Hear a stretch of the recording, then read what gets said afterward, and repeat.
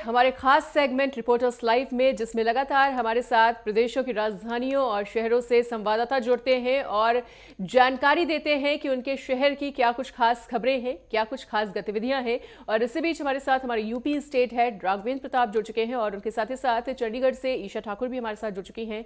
ईशा, आपके पास आते हुए, ईशा, आज प्रदेश की प्रमुख खबरें क्या कुछ रहने वाली है? चंडीगढ़ में किस तरह की गतिविधियां, किस तरह की हलचल तेज होती हुई प्रदेश में?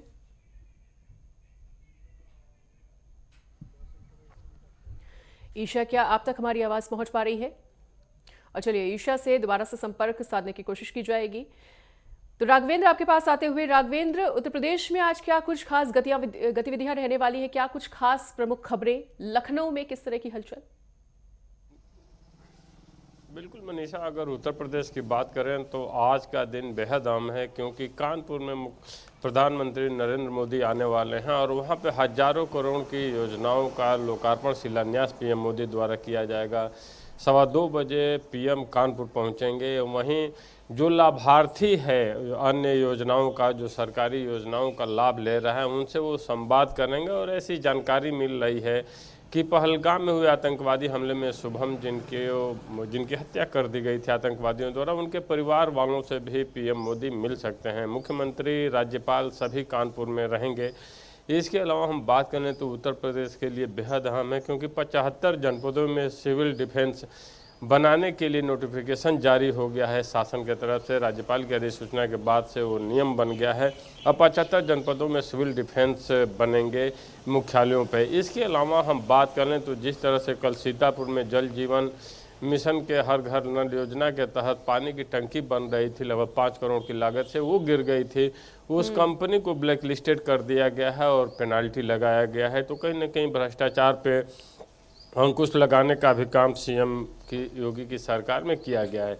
इसके अलावा सीआरपीएफ के एक जवान जो 2-3 दिन से लापता हैं, वो आगरा के रहने वाले हैं। तो उसको लेकर आगरा वासी, जो भी उनके परिवार वाले हैं, वो काफ़ी परेशान दिख रहे हैं। और लखनऊ की बात कर लें तो यहाँ पे जिस तरह से बिजली की डिमांड बढ़ रही है और जिस तरह की कटौती हो रही है, उसको देखते हुए बिजली विभाग अपनी कमर कसे हुए है। हालांकि निजीकरण को लेकर के जिस तरह से बिजली कर्मियों ने हड़ताल की घोषणा की थी और सरकार की तरफ से कठोर निर्णय लिया गया कि सबको बर्खास्त किया जाएगा और आईटीएस और पॉलिटेक्निक वालों को, हजारों की संख्या में लोगों को तैयार कर लिया गया कि आपातकाल में ऐसी ज़रूरत पड़ती है, अगर हड़ताल होती है तो इनके माध्यम से हम काम को करेंगे। तो इसको देखते हुए बिजली कर्मियों ने हड़ताल तो वापस ले ली है, लेकिन जिस तरह की गर्मी यहाँ पड़ रही है, जिस तरह की डिमांड बढ़ रही है बिजली की, उसको देखते हुए बिजली की कटआउट की समस्या का सामना आम नागरिकों को करना पड़ रहा है।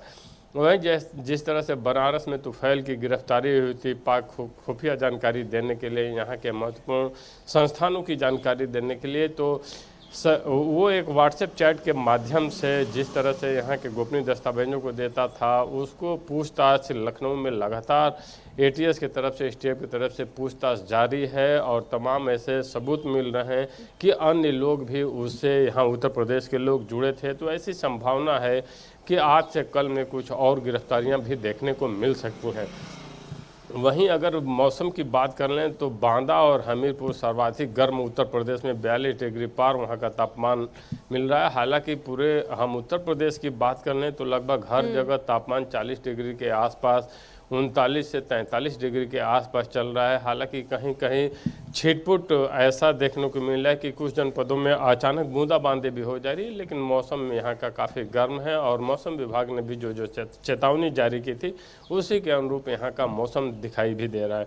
वहीं नो मैंस लैंड एरिया की बात कर लें, जो नेपाल बॉर्डर के समीपवर्ती जनपद हैं, हम पीलीभीत की बात कर लें, लखीमपुर खीरी की बात कर लें, श्रावस्ती की कर लें, बहराइच की कर लें, बलरामपुर की कर लें, सिद्धार्थनगर की कर लें या फिर महाराजगंज की कर लें, यहाँ पे भी अवैध गतिविधियां तो संचालित होती थी। अवैध निर्माण जो बने थे उन पे अभी भी सरकार के तरफ से लगातार बुलडोजर की कार्रवाई और उनको जो अतिक्रमण था उनको हटाने का काम, सील करने का काम शासन प्रशासन द्वारा लगातार किया जा रहा है।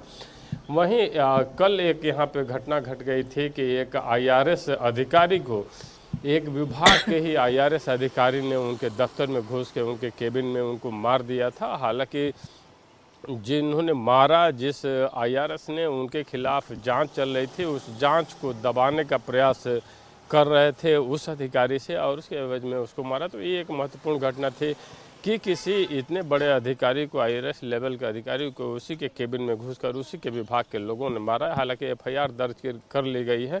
और आपको ये भी बता दें कि जिस एरिया में इनकम टैक्स का ऑफिस है वो हजरतगंज एरिया में पड़ता है, और जिस IRS अधिकारी को मारा गया, चोट पहुंचाई गई, उसकी पत्नी खुद ही IPS है और अभी कुछ दिन पहले DCP सेंट्रल मतलब हजरतगंज इलाका उनका आता था, वो उनके हस्बैंड हैं जिनको मारा गया।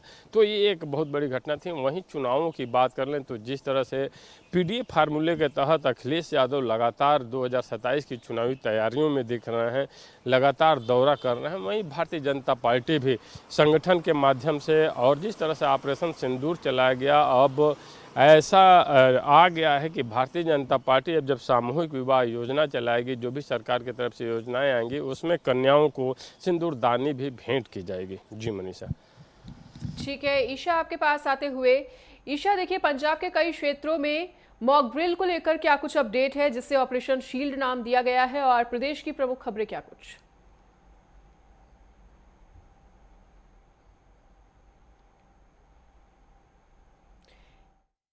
क्या आप तक हमारी आवाज पहुंच पा रही है? चलिए ईशा से एक बार फिर से संपर्क हमारा टूट गया है, दोबारा से संपर्क साधने की कोशिश की जाएगी। राघवेंद्र, आपके के पास दोबारा से लौटते हुए, राघवेंद्र, उत्तर प्रदेश में कोरोना को लेकर क्या कुछ अपडेट और स्वास्थ्य विभाग के क्या कुछ निर्देश? बिल्कुल मनीषा, अगर कोरोना की बात कर लें तो लखनऊ में दूसरा कोरोना पॉजिटिव केस कल मिला। जो उत्तराखंड से धार्मिक यात्रा करके महिला वापस आई थी, वो कोरोना पॉजिटिव पाई गई है। निजी लैब में जब टेस्ट हुआ तो उसका कोरोना पॉजिटिव पाया गया।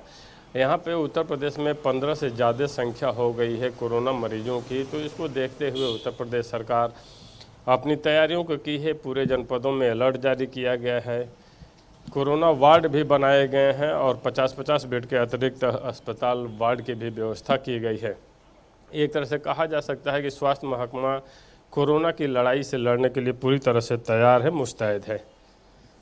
बिल्कुल राघवेंद्र, तो देखिए काफी ज्यादा चिंताजनक स्थिति है कि चारधाम यात्रा से लौटने वाला जो एक श्रद्धालु है वो कोरोना पॉजिटिव पाया गया है। तो आप समझ रहे हैं कि चारधाम यात्रा में इस वक्त लाखों श्रद्धालु पहुंच रहे हैं, और अगर उन्हीं में से एक व्यक्ति कोरोना पॉजिटिव पाया जाता है तो कितनी गंभीर स्थिति है ये? बिल्कुल मनीषा, ये बहुत ही चिंतनीय है, क्योंकि इस तरह से धार्मिक स्थलों से जो भी लोग लौट रहे हैं कोरोना पॉजिटिव, जिस तरह से उनके रिजल्ट आ रहे हैं, परिणाम आ रहे हैं जांच में, ये चिंतनीय है। क्योंकि कोरोना का विस्फोट ऐसे ही होता है, जब आप इस तरह के जगहों से आते हैं फिर अन्य जगहों पे जाते हैं, वहाँ भी कोरोना की मरीजों की संख्या लगातार बढ़ती जाती है, और ऐसा ही देखने को मिल भी रहा है। जी मनीषा। बिल्कुल ईशा, क्या आप तक हमारी आवाज पहुंच पा रही है? ईशा, देखिए प्रदेश में आज सबसे बड़ी खबर सामने आ रही है श्री मुक्तसर साहिब से, देखिए जहां पर अभी अभी पटाखा फैक्ट्री में धमाका होने की सूचना मिली, और साथ ही साथ आप मॉक ड्रिल को लेकर भी अपडेट दें, और क्या कुछ खास प्रमुख खबरें आज प्रदेश की? जी, पंजाब के श्री मुक्तसर साहिब की अगर बात करें, वहाँ गांव सिंगेवाला है, वहाँ पर पटाखे की फैक्ट्री में आज सुबह ही तड़के सुबह 2 बजे की ये घटना बताई जा रही है, जहाँ पर पटाखे की फैक्ट्री में धमाका हुआ। और उसके बाद जो वहाँ पर लोग हैं उनसे जो जानकारी मिल पा रही है उसके मुताबिक 40 से 50 लोग वहाँ पर काम कर रहे थे, उस वक्त वहाँ पर वो मौजूद थे। और अभी जो घायलों की संख्या वो 27 के करीब बताई जा रही है, और 4 लोगों की फिलहाल मौत हो चुकी है। मौके पर पुलिस वहाँ पर मौजूद है, छानबीन की जा रही है, और ज़्यादातर जो मजदूर हैं वो बताए जा रहे हैं कि उत्तर प्रदेश और बिहार के हैं, और जो उत्तर प्रदेश का एक ठेकेदार है उसके अधीन ही ये मजदूर यहाँ पर काम करने के लिए पहुँचे थे। फिलहाल पुलिस की तरफ से छानबीन की जा रही है, लेकिन एक दुखद घटना, और इससे पहले भी इस तरीके की घटना मुक्तसर साहिब में हो चुकी है। और इसी के साथ अगर बात करें मॉक ड्रिल की, तो जिस तरीके से बीते कल ये मॉक ड्रिल होनी थी, केंद्रीय गृह मंत्रालय की तरफ से जो आदेश दिया गया था, लेकिन अब कल इसे रखा गया है 31 मई के लिए। जो सीमावर्ती राज्य हैं वहाँ पर ये मॉक ड्रिल ऑपरेशन शील्ड के तहत की जाएगी। जम्मू कश्मीर, गुजरात, राजस्थान के अलावा अगर बात करें पंजाब, हरियाणा और चंडीगढ़ की, यहाँ पर भी बीते कल ऑपरेशन शील्ड के तहत जिस तरीके से मॉक ड्रिल का आह्वान किया गया था, लेकिन उसके बाद उसे स्थगित कर दिया गया। तो ऐसे में अब कल के लिए ये ऑपरेशन शील्ड रखा गया है, जिसमें मॉक ड्रिल तो करवाई जाएगी, साथ ही साथ ब्लैकआउट भी किया जाएगा और इस दौरान लोगों को बताया जाएगा और कि अगर पड़ोसी मुल्क जो दुश्मन देश है पाकिस्तान अगर किसी तरीके का ड्रोन अटैक करता है या विमान से अटैक करता है या मिसाइल से अटैक करता है तो ऐसे में खुद को किस तरीके से बचाया जा सके। इसके अलावा हवाई हमले का जो सायरन बजाया जाता है ब्लैकआउट होने के लिए, उसके संबंध में भी जो आम जनता है उन्हें जानकारी दी जाएगी। हालांकि पंजाब में पहले इसकी तारीख 3 के लिए स्थगित कर दी गई थी, 3 जून तक के लिए, लेकिन अब इसे कल के लिए रखा गया है। पूरे सीमावर्ती राज्य गुजरात, राजस्थान, जम्मू कश्मीर के साथ साथ पंजाब, हरियाणा और चंडीगढ़ में कल मॉक ड्रिल होने जा रही है।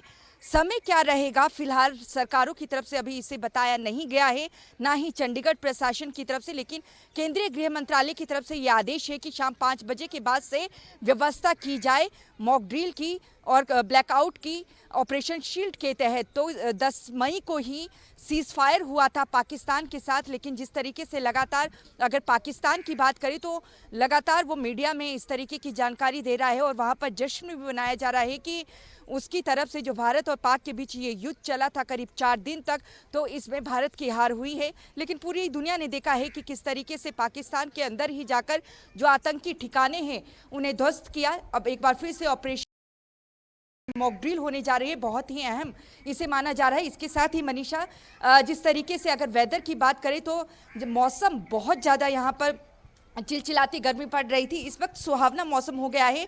चंडीगढ़ के सबसे प्रमुख जो पर्यटक स्थल है सुखना लेक, वहाँ पर मेरी मौजूदगी है और आप यहाँ पर देखिए सुबह के इस वक्त 10:30 बज रहे हैं और यहाँ पर आप पर्यटकों की संख्या देख सकते हैं। देश के अलग अलग राज्यों से ये जो पर्यटक हैं यहाँ पर पहुँचे हैं इस मौसम का लुत्फ उठाने के लिए। अगर हम चंडीगढ़ के मौसम की बात करें तो यहाँ पर भी तापमान 41 डिग्री के पार कर गया था बीते कल, और आज जिस तरीके से बारिश और आंधी तूफान का ऑरेंज अलर्ट जारी किया गया है मौसम विभाग की तरफ से, तो मौसम में जो तब्दीली यहां को देखने में मिल रही है और यही वजह है कि आप पीछे संख्या भी देख सकते हैं कि सुबह के वक्त कितनी भारी तादाद में जो पर्यटक हैं दूसरे राज्यों से लगातार यहाँ पर पहुँच रहे हैं।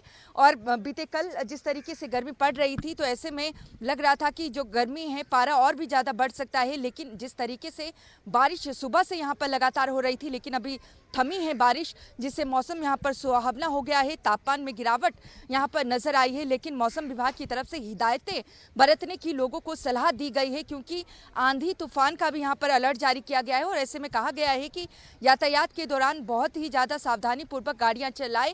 अगर आंधी तूफान आती है तो गाड़ियों को किसी किनारे पर खड़ा कर दे, पेड़ के नीचे या फिर बिजली के खंभे से दूरी बनाकर रखें। और लोगों को भी इस तरीके की हिदायत दी गई है कि आंधी तूफान आए तो घरों तक सीमित रहें। लेकिन जिस तरीके से यहाँ पर चंडीगढ़ में भी जो तापमान है 40 पार कर गया था, लेकिन अब तापमान में गिरावट है। थोड़ी ही देर पहले यहाँ पर बारिश थमी है तो मौसम सुहावना हुआ है, लोग लगातार यहाँ पर घूमने के लिए पहुँच रहे हैं और सबसे प्रमुख स्थल इसे माना जाता है सुखना लेक को, जहाँ पर इस वक्त मैं मौजूद हूँ। जी ठीक है ईशा, लौटेंगे आपके पास। राजकुमार आपके पास आते हुए, राजकुमार तो दिल्ली एनसीआर से जुड़े हुए मौसम को लेकर भी अपडेट दें और आज की क्या कुछ खास प्रमुख खबरें।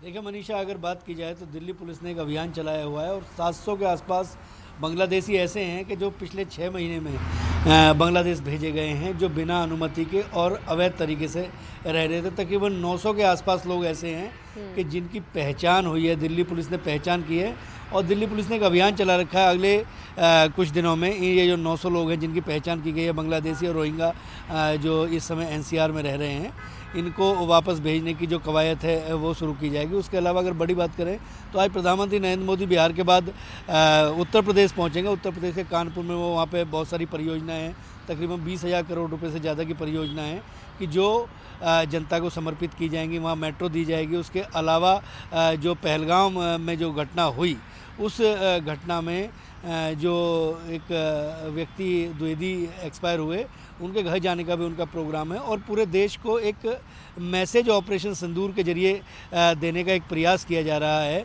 कि हिंदुस्तान जो है कहीं ना कहीं एक है। उसके अलावा अगर बात कर लें तो सिंगापुर जाने का कार्यक्रम है सीडीएस का, और सीडीएस सिंगापुर में जाकर वहाँ पर एक विशेष कार्यक्रम है, उसमें हिस्सा लेंगे और भारत की जो संप्रभुता है, भारत की जो सेना है, सेना का जो शौर्य है, उस शौर्य की बात करेंगे। उसके अलावा रक्षा मंत्री जो है वो आईएनए जो हमारा विक्रांत है, उस विक्रांत पर जाएंगे और विक्रांत पर जाकर वहाँ का निरीक्षण करने का कार्यक्रम है।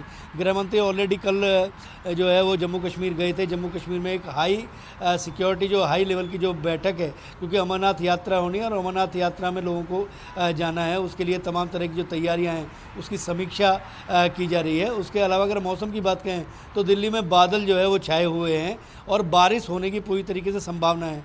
कोरोना की बात कर लें तो कोरोना के जो प्रकोप है वो निरंतर बढ़ रहा है। एनसीआर में लगातार जो आंकड़े हैं वो बढ़ रहे हैं, दिल्ली में जो आंकड़े हैं वो लगातार बढ़ रहे हैं। तो लोगों को एक एहतियात बरतने की आवश्यकता है और निर्देश जो जारी किए गए हैं कि वो अपना ध्यान रखें और ध्यान रखें निश्चित दूरी, जो भी सैनिटाइजेशन का जो कार्यक्रम है उसको लेकर तमाम तरह के जो प्रयास हैं वो चलेंगे। दिल्ली सरकार की तरफ से अगर बात करें तो दिल्ली सरकार के 100 दिन पूरे होने पर एक जश्न के तौर पर इस जो सफलता है इसको मनाने की दिशा में बहुत महत्वपूर्ण कदम उठाए जा रहे हैं। आज सचिवालय में कई इसी मसले को लेकर अहम बैठक होगी कि 100 दिन के अंदर जो भी दिल्ली सरकार ने काम किया है, जो भी दिल्ली सरकार ने इस जो टाट का पैबंद जो है मखमल में हो गया था, दिल्ली को किस तरीके से सुचारू किया जा रहा है, किस तरीके से यहाँ से झुग्गियों को हटाया जा रहा है और सड़कों के चौड़ीकरण का जो काम चल रहा है, क्योंकि कुछ ठोस निर्णय जो है वो दिल्ली सरकार ने लिए हैं। तो ये सब जो इसके आसपास जो गतिविधियां हैं वो होती हुई दिखेंगी। अभी 10 बजे एक प्रेस कॉन्फ्रेंस बीजेपी हेडक्वार्टर में संबित पात्रा जो उनके प्रमुख प्रवक्ता हैं और राज्यसभा के सदस्य भी हैं, उन्होंने एक बहुत महत्वपूर्ण जो प्रेस कॉन्फ्रेंस है वो 10 बजे किया और 10 बजे उस प्रेस कॉन्फ्रेंस के जरिए उन्होंने कांग्रेस और राहुल गांधी पर निशाना साधा है। उन्होंने स्पष्ट तौर पर कहा है कि कभी भी कांग्रेस हिंदुस्तान के साथ नहीं रही। अगर ऑपरेशन सिंदूर की जो प्रयास चल रहे हैं, ये जो संकट का दौर हिंदुस्तान के ऊपर आया, इसमें भी कहीं ना कहीं कांग्रेस को उन्होंने एक तरह से दो मुही बातें करते हुए दिखाया जा रहा है। जिस तरीके से जयराम रमेश ने कल टिप्पणी करके जो सांसद इस समय 33 देशों के जो दौरा है उस पर गए हुए हैं, 66 के आसपास सांसद हैं, उनमें कांग्रेस के भी सांसद हैं, उन कांग्रेस के सांसदों की तुलना जो आतंकवादियों से की है उस पर कठोर टिप्पणी की है और भारतीय जनता पार्टी ने बिल्कुल स्पष्ट तौर पर कहा है कि इसका जवाब जो है वो जनता देगी। और ये जो दौर है, क्योंकि ऑपरेशन सिंदूर में जिस तरीके की टिप्पणी की जा रही है, व्यक्तिगत जो संभावनाएं हैं उनका भी कहीं ना कहीं हरण हो रहा है, तो स्वाभाविक तौर पर जो शब्दावली है उस शब्दावली को रोकने की आवश्यकता है और उसकी तरफ जो है भारतीय जनता पार्टी ने ये प्रेस कॉन्फ्रेंस किया। आज इसी के आसपास पूरी दिल्ली की गतिविधियाँ जो है, राजनीतिक गतिविधियाँ वो घूमती हुई दिखेंगी।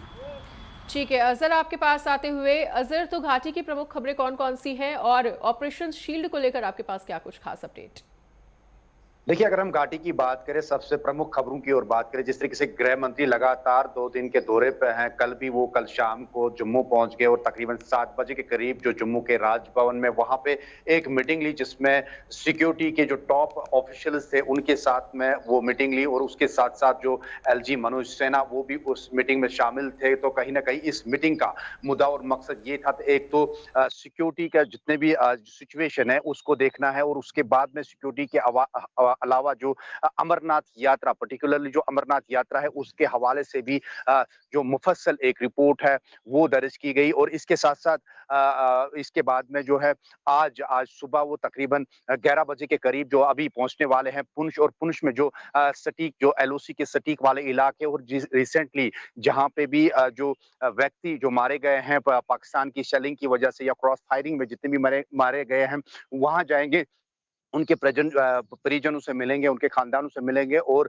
साथ ही साथ उनको रिहैबिलिटेट करने की कोशिश भी करेंगे और रिहैबिलिटेट के हवाले से भी एक रणनीति जो है वहां पे तय की जाएगी। और साथ ही साथ अगर हम बात करें कि जिस तरीके से हमारे पास इंफॉर्मेशन पहुंच रही है कि जो परिजन है या जो खानदान है जिनकी जो वहां पे मौत वाक़ा हुई है, उनके परिजनों को वहां पे जो है नौकरी भी इजरा की जाएगी। तो ये भी हमारे पास इंफॉर्मेशन मिल रही है कि अभी थोड़ी देर के बाद जो है गृह मंत्री पुंछ पहुंचेंगे और उसके साथ साथ जो डाक बंगलो में भी अरेंजमेंट रखा गया है कि पुंछ के जो डिस्ट्रिक्ट डाक बंगलो है वहां पे कई एक जो वफूद है जो वो उनसे मिलेंगे। और साथ ही साथ ये गृह मंत्री के हवाले से एक बड़ी खबर थी और आज सुबह तकरीबन 5 से 6 बजे के करीब जो है सीआईकी की रेड जो है दक्षिणी कश्मीर, सेंट्रल कश्मीर और नॉर्थ कश्मीर के तकरीबन 6 से 7 लोकेशंस पर ये रेड की गई। और जाहिर सी बात है कि मिलिटेंसी गतिविधियों को रोकने के लिए ये जो है ये ऑपरेशन चलाया गया, ये दबिश दी गई। और जो इंफॉर्मेशन आ रही है कि कई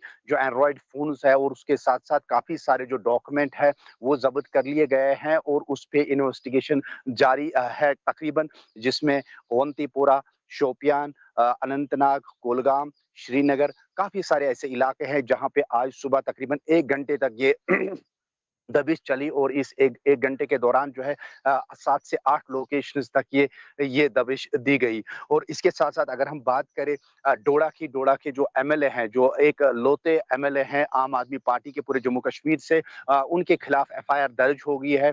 डॉक्टर्स के एसोसिएशन जो डॉक्टर्स एसोसिएट है वहां पे उन्होंने एमएलए के खिलाफ जो है एफआईआर दर्ज कर दिया गया है। दरअसल जो जीएमसी डोडा है वहां पे एक व्यक्ति की मौत वाक़ा होती है तो उसके बाद में जो एमएलए है उसने काफी हंगामा किया और आज का दिन उन्होंने जो है एक प्रोटेस्ट के तौर पे रखा था कि उन्होंने कल भी सोशल मीडिया पे ऐलान किया था कि सभी जो उनके समर्थन है वो सड़कों पे आए और इन डॉक्टरों के खिलाफ जो है वो प्रोटेस्ट करने की कोशिश कर रहे थे। लेकिन उसके बाद में सिक्योरिटी फोर्सेस ने पूरी तरीके से पूरे डोडा को और हिफाजती तौर पे वहां पे सिक्योरिटी के चाक-चौबंद जो है वो किया है। लेकिन इसके साथ साथ जो डॉक्टरों ने जो है एफआईआर भी दर्ज कर दिया है इस विधायक के साथ में, जिसमें धाराएं हैं 356/2, 79 351/2 BDNS जो है उसके तहत इसको यहाँ पे एफआईआर दर्ज कर दी गई है। फिलहाल इस मामले को लेके जो है पूरी तरीके से जो है सिक्योरिटी फोर्सेस वहां पे लगी हुई है, जम्मू कश्मीर पुलिस। और इस तरीके से जो है डोडा में अभी हालात जो है पूर्ण तनाव भी बने हुए हैं। कहीं ना कहीं जो विधायक का मानना है कि जो डॉक्टर्स है जो जेएमसी के वहां पे डिस्ट्रिक्ट डोडा में जो काम कर रहे हैं वो कहीं ना कहीं प्राइवेट प्रैक्टिस कर रहे हैं। इस तरीके की जो कार्य ठीक है, लौटेंगे अजहर आपके पास और कानपुर से दीपक भी हमारे साथ जुड़ चुके हैं, उनका रुख करना चाहेंगे। दीपक, देखिए प्रधानमंत्री नरेंद्र मोदी का आगमन होने वाला है आज कानपुर में, कानपुर वासियों को बड़ी सौगातें मिलने वाली हैं। फिलहाल उनके आगमन के मद्देनजर क्या कुछ खास तैयारियां होती हुई कानपुर में? बिल्कुल मनीषा, आज जो है देश के प्रधानमंत्री वो कानपुर आएंगे और कानपुर शहर वासियों को 47,000 करोड़ से अधिक की जो है सौगात कानपुर वासियों को आज मिलने वाली है, जिसमें की प्रमुख जो है वो 3 सौगातें हैं। जिसमें सबसे पहला जो है वो पनकी पावर प्लांट 660 मेगावाट बनकर जो तैयार हुआ है वो है, और दूसरा घाटमपुर पनकी पावर प्लांट है वो है, और तीसरा मेट्रो है। जो मेट्रो पहले आईआईटी का मोती झील तक थी, अब मेट्रो जो है आईआईटी से लेकर सेंट्रल तक बन चुकी है। और साथ ही साथ टोटल 14 मेट्रो स्टेशन बनाए गए हैं, जो कि 5 मेट्रो स्टेशन जो नए बनके तैयार हुए हैं वो जो है अंडरग्राउंड है। जिस तरीके से कानपुर वासियों को जाम की एक बड़ी समस्या जूझते थे, तो अब जिस तरीके से मेट्रो पूरी बनकर तैयार हो गई तो कहीं ना कहीं शहरवासियों को जो है अब जाम से जो है निजात मिलेगी। और साथ ही साथ उत्तर प्रदेश में जो है बिजली कटौती की एक बड़ी समस्या थी, जनता जो है इससे बिजली समस्या से जूझ रही थी। तो इस तरीके से कानपुर में जो है पनकी पावर प्लांट और घाटमपुर पावर प्लांट बनके तैयार हुए हैं, तो अब जो है उत्तर प्रदेश की जनता को बिजली कटौती से बड़ी राहत मिलेगी। और साथ ही साथ इसके अलावा अगर बात कर ले तो पेट्रोलियम के 2 पुल बनाए गए, उनका भी लोकार्पण जो है देश के प्रधानमंत्री आज करेंगे। तो टोटल 11 परियोजनाएं ऐसी हैं जिनका लोकार्पण होगा और साथ ही साथ शिलान्यास होगा। अगर सुरक्षा व्यवस्था की बात की जाए तो सुरक्षा व्यवस्था के जिला प्रशासन ने कड़े इंतजाम किए हैं। कई एसीपी डीसीपी सहित जो है जवान है उन्होंने सुरक्षा घेरा ले लिया है देश के प्रधानमंत्री के। और साथ ही साथ लोकल जो इंटेलिजेंस के लोग हैं, इलाऊ के लोग हैं, वो भी एक्टिव हो गए। और साथ ही साथ आतंकी जो हमला पहलगाम में हुआ था उसमें जो है कानपुर का एक लाल शुभम द्विवेदी जो है मारा गया था। तो देश के प्रधानमंत्री जब कानपुर पहुंचेंगे चक्री एयरपोर्ट तो उनके शुभम के माता और पिता और साथ उनके जो पत्नी है उनसे देश के प्रधानमंत्री लगभग 10 मिनट मुलाकात करेंगे और इसके बाद चक्री एयरपोर्ट से सीधे वो कैसे पहुंचेंगे, जहां पर जनसभा को संबोधित करेंगे। और इसके बाद जो कानपुर शहरवासियों को जो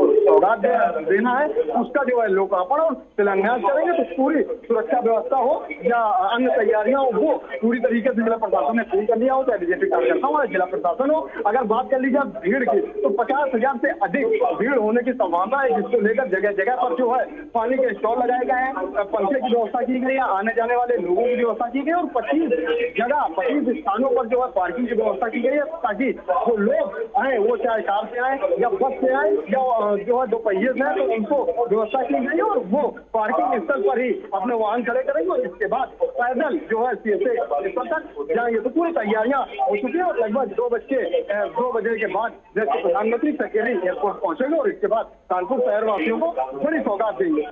मनीषा, ईशा, एक बार फिर से आपके पास आते हुए, ईशा, एक बार जिस तरह से फिर से ऑपरेशन शील्ड के तहत देखिए मॉक ड्रिल का आयोजन हो रहा है, लोगों में कहीं ना कहीं संशय की एक स्थिति है कि आखिरकार दोबारा से ये मॉक ड्रिल क्यों आयोजित हो रही है। क्या कुछ खुफिया इनपुट्स मिले हैं कि दोबारा से युद्ध जैसे या तनाव जैसी स्थिति कुछ दोबारा से पनप सकती है?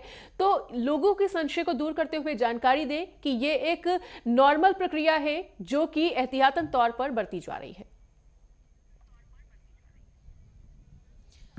देखिए, सरकार की तरफ से तो स्पष्ट ये कर दिया गया है कि ये नॉर्मल प्रक्रिया है और एहतियात के तौर पर लोगों को पहले से ही आगाह किया जा रहा है कि अगर किसी तरीके की ऐसी घटना हो जाती है तो किस तरीके से खुद का बचाव किया जाए। हमने देखा था कि जब सीज फायर भी हुआ था उसके तुरंत बाद अगर भारत की बात करें तो भारत की तरफ से कोई कदम नहीं उठाया गया था, लेकिन पाकिस्तान की तरफ से लगातार ड्रोन के माध्यम से जम्मू कश्मीर और साथ ही साथ पंजाब के जो सीमावर्ती इलाके हैं वहाँ पर सीज फायर के बाद भी अटैक किए गए थे। तो ऐसे में हाल फिलहाल ये नहीं कहा जा सकता है कि आने वाले दिनों में किस तरीके की घटनाक्रम रहेंगे, क्योंकि हमने देखा था 7 मई को केंद्रीय गृह मंत्रालय की तरफ से जब मॉक ड्रिल पहली बार यहाँ पर करवाया गया था, उस दौरान भी ये कहा गया था कि एहतियात के तौर पर ये करवाया जा रहा है कि अगर पड़ोसी मुल्क विमान से किसी तरीके का अटैक करता है, ड्रोन या मिसाइल अटैक करता है, तो किस तरीके से बचाव किया जाए। उस दिन 7 मई की रात ही हमने देखा था कि भारत की तरफ से आतंकी ठिकानों को ध्वस्त कर दिया गया था। तो ऐसे में लगातार अब कहा जा रहा है भारत की तरफ से भी कि अब जब बात होगी तो सीधा पीओके को लेकर होगी और किसी और बातचीत की तरह कोई बातचीत नहीं होगी। और जिस तरीके से सिंधु जल संधि को फिलहाल के लिए स्थगित रखा गया है और पानी को लेकर पाकिस्तान बात करना चाहता है, लेकिन जो आतंकी चाहे पाकिस्तान हो या आतंकी संगठन हो, उनके मंसूबे पर किसी को यकीन नहीं करना चाहिए, भले ही सीज फायर हुआ हो। ऐसे में उनकी गतिविधियां आगे हो सकती है और यही वजह है कि जो जासूस हैं, जो लगातार धरपकड़ उनकी जारी है, पंजाब हरियाणा से कई जासूस पकड़े गए हैं, हिमाचल से भी जासूस पकड़ा गया है, राजस्थान से भी पकड़े गए हैं। तो ऐसे में जो इनपुट्स इस वक्त मिल रहे हैं यहाँ पर खुफिया एजेंसी को, हो सकता है उसके आधार पर ही दोबारा से यहाँ पर कि किसी तरीके की अगर कोई आतंकी घटना होती है या पाकिस्तान किसी तरीके का अटैक करता है तो खुद का बचाव किस तरीके से यहाँ पर किया जाए, क्योंकि यहाँ पर ऑपरेशन शील्ड इसका नाम दिया गया है। एहतियात के तौर पर लोगों को यही बताया जाएगा कि अगर विमान से हमला होता है, ड्रोन या मिसाइल से हमला होता है, तो किस तरीके से खुद का बचाव किया जाए। ब्लैकआउट जब होगा तो विमान सायरन यहाँ पर बचाया जाएगा कि विमान हमले का वो सायरन होगा, कितनी देर का ये सायरन रहेगा और उस सायरन के वक्त किस तरीके से ब्लैकआउट करना है, इसकी जानकारी लोगों को दी जाएगी। फिलहाल प्रशासन और सरकारों की तरफ से ये ज़रूर कहा गया है कि किसी तरीके की पैनिक लेने की ज़रूरत नहीं है, ये मात्र एक मॉक ड्रिल है। लोगों को महज आगे के लिए सतर्क किया जा रहा है कि अगर भविष्य में इस तरीके की घटनाक्रम हो जाते हैं तो किस तरीके से खुद का बचाव किया जाए। लेकिन एक चिंता का विषय ये है कि जो जासूस हैं वो लगातार पकड़ते जा रहे हैं। फॉरेंसिक रिपोर्ट भी लगातार आ रही है जिसमें संवेदनशील जो दस्तावेज हैं या फिर संवेदनशील जो इलाके हैं, चाहे धार्मिक स्थल हो, खासकर जो धार्मिक स्थल हैं उन पर निशाना बना सकता है आतंकी संगठन। और ऐसे में इन सभी जगहों को ध्यान में मद्देनजर रखते हुए जो खुफिया एजेंसी हैं वो लगातार जो जासूस हैं उनको पकड़ रही है और इसी के साथ एक अहम और बड़ा कदम केंद्रीय गृह मंत्रालय उठा रहा है ऑपरेशन शील्ड यहाँ पर करवाकर। जी ठीक है राजकुमार, तो जासूसी कांड को लेकर आपसे भी अपडेट लेना चाहेंगे और एक और खास जानकारी भी लेना चाहेंगे कि जिस तरह से कोरोना की स्थिति लगातार चिंताजनक होती जा रही है, ऐसे में स्वास्थ्य विभाग की तरफ से क्या कुछ खास एडवाइजरी भी जारी की गई है अब दिल्ली एनसीआर वासियों के लिए?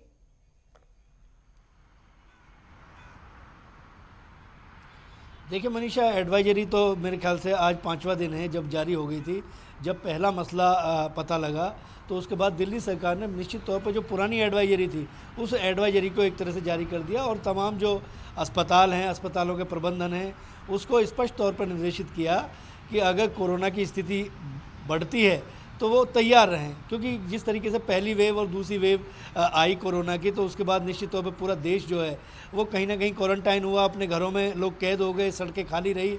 तो वो जो दौर था, वो जो दंश था, जिस दंश को झेला, जो एक ऐसा दुश्मन जो दिखाई नहीं दे रहा था, तो निश्चित तौर पे क्योंकि मौसम में परिवर्तन हो रहा है तो मुझे ऐसा लगता है कि शायद लोग भी अब उसके लिए तैयार हो गए हैं। हालांकि पूरे देश में अगर देखा जाए तो 1000 से ज़्यादा मामले पिछले 24 घंटे में ये बढ़ के 1200 के आसपास पहुंच गए हैं। 12 से ज़्यादा लोगों की मृत्यु हुई है। जो सबसे कम उम्र के व्यक्ति की मृत्यु हुई है वो 40 वर्ष का व्यक्ति है। तो निश्चित तौर पर देखिए मौत कहीं भी आ सकती है, लेकिन सरकार की तरफ से स्पष्ट तौर पर निर्देशित किया गया है कि यदि 1 सप्ताह तक आपको खांसी रहती है, जुकाम रहता है, तो निश्चित तौर पर अपने घर में अपने आप को क्वारंटाइन करने का प्रयास करें।